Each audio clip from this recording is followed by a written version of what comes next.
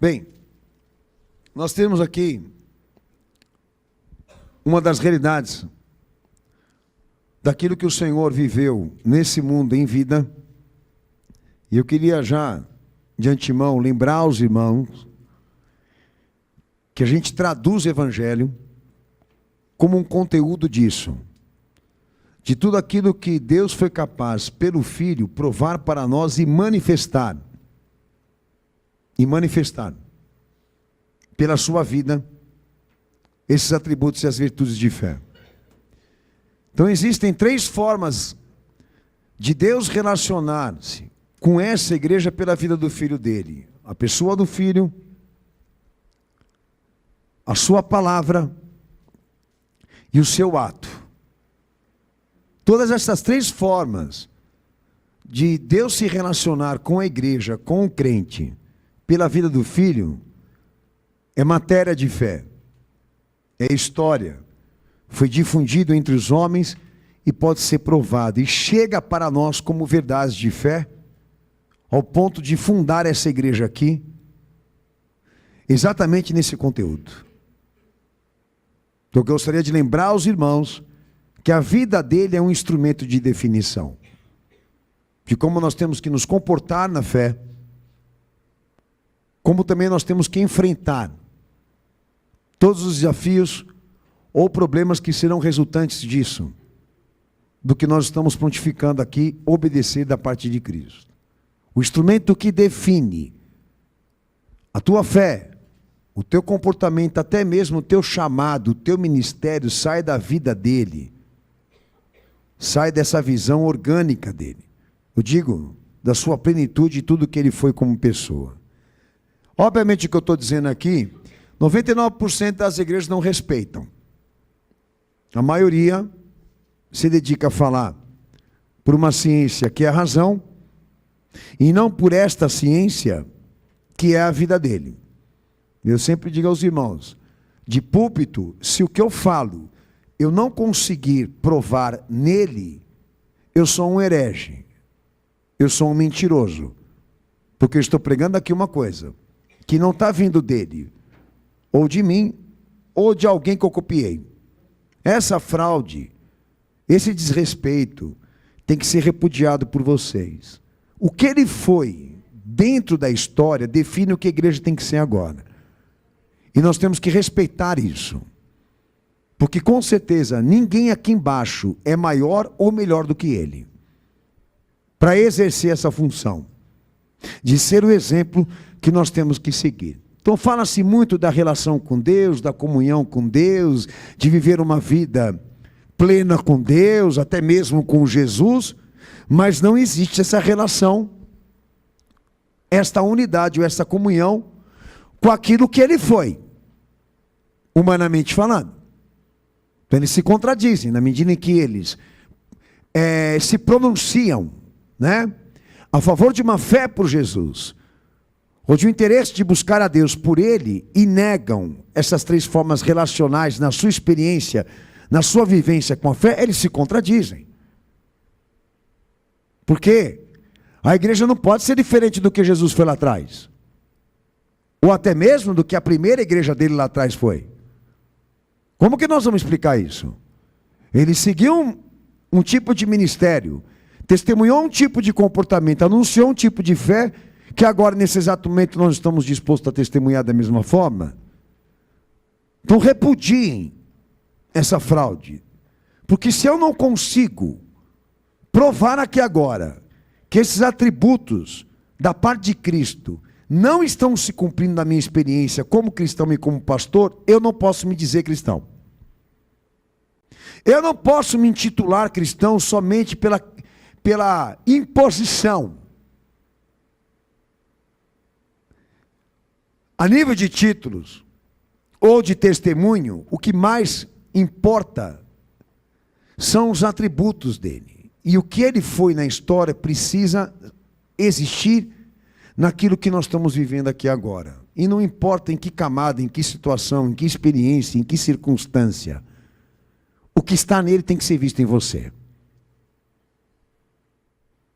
Então não se precipite em dizer que você é cristão. Quando você pensa, vive, ou se comporta, ou enfrenta as circunstâncias dessa vida de uma forma diferente da dele. Ou planejando e organizando um propósito que ele não seja o autor e a autoridade disso. Abriu a boca para falar em nome dele, você tem que provar que é dele. Foi claro? É uma coisa muito simples, muito básica, mas parece que ninguém entende lá fora. Eu fico falando isso em tudo que eu prego, e parece que eles não me compreendem. Alguns, de um lado, querem achar que nós estamos querendo ser melhor do que os outros, falando assim. Alguns, do outro, nos acusam de sermos rudes, de não termos amor, quando denunciamos essas fraudes. Então deixa de lado o sentimento, deixa de lado a opinião. Você se julga cristão, você deve isso aqui. Cada momento da vida dele reflete o que eu e você vamos viver na experiência. Seja crítico. Se volte para você mesmo e se examine. E entenda e compreenda o que está em jogo aqui. É a minha e a tua salvação.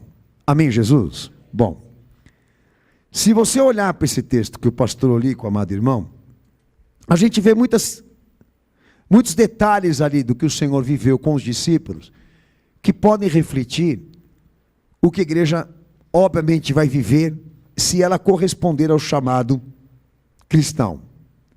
Mas eu queria me dedicar, porque esse foi o pedido do meu Senhor, a tratar exatamente aqui, esse momento do nosso Senhor, dele buscar entre os discípulos essa identidade, essa compreensão, até mesmo essa compaixão do que ele estava para sofrer, e aqueles homens não conseguirem responder a ele. Tá? E o Senhor se sentir sozinho naquele momento. Então, para o pastor poder chegar nessa realidade que eu creio que o Senhor hoje vai falar comigo, com você, eu queria só lembrar alguns pontos importantes aqui, sobre essa questão do texto que li, de Mateus 26. Primeiro, essa exposição do pai com o filho, do que diz respeito ao mundo e corrupção. Tudo que ele viveu, ou tudo que ele foi obrigado a sofrer, aquilo não foi causado ou planejado por Deus, mas foi como o mundo recebeu, e como o mundo julgou. E o entendimento messiânico, até mesmo vicário, e quando digo vicário, digo expiatório, o entendimento messiânico e vicário e redentivo é que ele precisava exatamente sofrer tudo isso.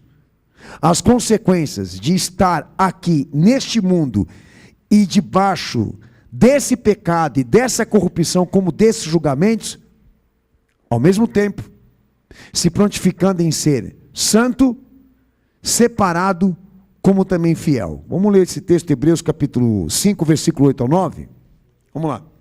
Ainda que era filho, aprendeu a obediência por aquilo que padeceu, e sendo ele consumado, veio a ser a causa da eterna salvação para todos os que lhe obedecem. Por que o sofrimento e a angústia de Jesus era messiânica? Porque ela tinha um caráter redentivo, ou seja, para Deus tornar possível a salvação dele para o homem caído, o seu filho deveria ser exposto ao pecado do mundo, como julgado pela corrupção do mundo, e seria necessário o Senhor participar de todas as aflições, ou tipos de aflições e angústias e amargura que estão aqui nesse mundo. Mas, como resultado e uma consequência do chamado legítimo dele, como também ao mesmo tempo da sua fidelidade com Deus.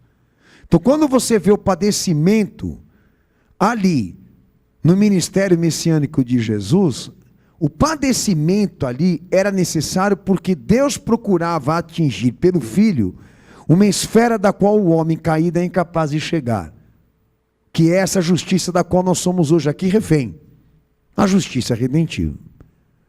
Mas é importante salientar aos amados irmãos que esta forma como ele foi julgado pelo mundo, a forma como ele foi julgado ao mesmo tempo exposto, isso não foi provocado por Deus nem planejado por ele.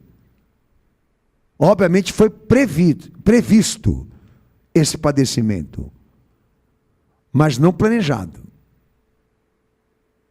O entendimento o que é? Que era previsto que ele descesse a esse mundo e sofresse, como fosse julgado aqui, pelo que ele era em plenitude e perfeição, como essência messiânica, e Deus ia permitir que ele seria alvo dessas especulações, como também desses julgamentos religiosos e políticos. Então quer dizer, a morte, ou a sentença desse mundo em relação a ele, foi pela vontade de Deus, pela permissão de Deus, mas não foi plano de Deus. O plano da morte dele, da crucificação dele é romano, é político, é religioso e é terreno. E interessante que isso segue para os nossos dias. O sistema é o mesmo. E a reação dele contra tudo que não colabora, é igual. Se essa igreja agora, aqui, ela reagir às expectativas do que Jesus foi em plenitude e essência ministerial, nós também vamos ser abordados como julgados pelo mundo da mesma forma como ele foi. Porque o mundo não mudou de lá para cá. É até pior. Mas não vou chegar lá. Mas eu queria lembrar aos amados irmãos que era importante que ele cumprisse o chamado legítimo, como também testemunhasse ao Pai essa fidelidade exclusiva. Mas não era nem da vontade do Senhor, nem plano do Senhor, de que ele morresse daquele jeito. Deus preveu, descreveu, antecipadamente como isso ia acontecer, pela sua onisciência. Mas ele não foi pendurado naquele madeiro pela mão divina, mas pela corrupção e pelo pecado que está aqui nesse mundo. Eu fui claro? Então Deus pode ver de antemão o que vai acontecer, pela sua onisciência. Mas as coisas que acontecem pela permissão de Deus, tá? Tem a responsabilidade do homem aqui nesse mundo.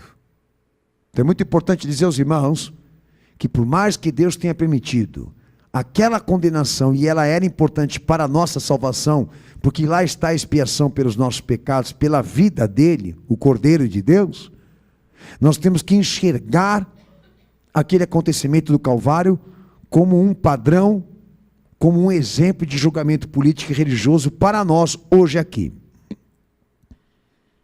Por quê? Porque quando o Senhor começa a entrar no mérito do que os discípulos iriam viver por causa dele ou por causa da fé, ele considera que a vocação de fé, ou a carreira de fé daqueles homens, tinha ele como exemplo e como instrumento. E esta angústia e este sofrimento também chegaria à primeira igreja, como uma consequência da relação dele com aqueles homens. Aí lá no texto de Mateus 16, 24... Então disse Jesus aos seus discípulos: se alguém quiser vir após mim, renuncie-se a si mesmo, toma sobre si a sua cruz e siga-me. Amém? Então o que o Senhor está deixando claro aí para aqueles que estavam lá e obviamente querem pensar que isso se dirige para nós também? Que a vida dele é uma dispensação. Uma dispensação que cai sobre a igreja. E ela precede, a vida dele, precede o que a igreja vai viver na sua experiência. E o sofrimento e a dor aqui também é uma consequência do chamado, da vocação que assumimos por ele viver na fé. Aí como segue também o texto de 2 Coríntios 1:5, Marcos 10:39, Romanos 8, versículo 17, 1 Pedro 2, verso 20, que é um texto que também eu amo. Mas qual tipo de angústia e sofrimento que o Senhor prevê sobre a igreja mesma que caiu sobre ele?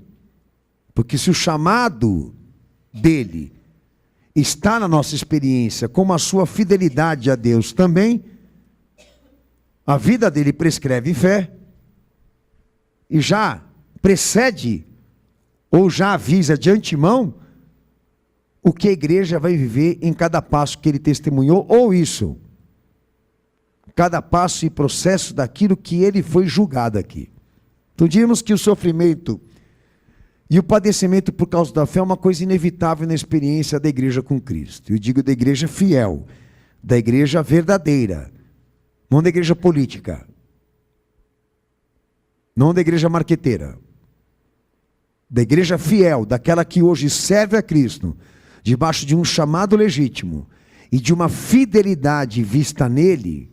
Se Cristo está nessa igreja e ele se cumpre na experiência dela, tudo que ele viveu passo a passo, essa igreja também vai viver. Então a aflição, a angústia, o sofrimento passarão também a ser experiências, como também resultados desse chamado, como também dessa vocação. O que seria inevitável para nós. Já de aviso, para aqueles que estão aqui, que antes de você se dizer cristão, procure saber realmente se você quer ser cristão. Que eu digo servir a Cristo, porque o que está nele não é visto no que você vive agora, e eu me refiro suas experiências, suas consequências, suas realidades, seus enfrentamentos, seus padecimentos, como sua obediência, como seu exemplo, como seu amor, como sua fé. Se esses atributos não estão naquilo que você está vivendo agora, você e eu somos uma fraude, a gente tem que assumir isso, pô. Aqui na realidade dele não tem como você ser cristão e sair por aí vendendo popularidade. Aqui, servo de Cristo padece. Aqui, servo de Cristo sofre pela causa. Aqui, servo de Cristo é chamado à renúncia, ao autoesvaziamento, pela causa da fé.